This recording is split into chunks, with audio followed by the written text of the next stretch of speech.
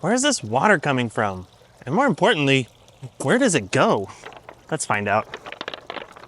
Okay, so what we're dealing with here is a disappearing fountain. Now, the fountain itself doesn't disappear, but the water that comes down gives you the illusion that it's just disappearing into the rocks below. Now, the secret to this is there's actually an underground basin that houses the pump and holds the water reservoir.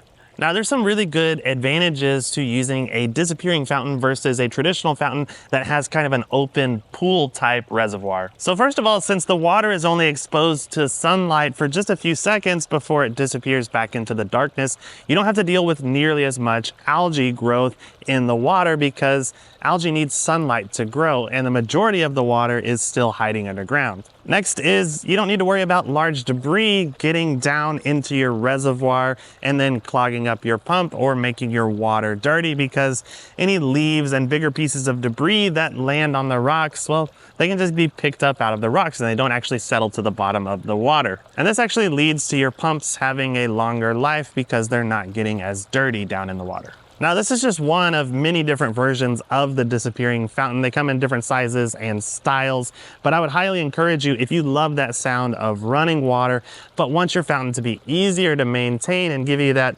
illusion of mystery, then the disappearing fountain is the way to go.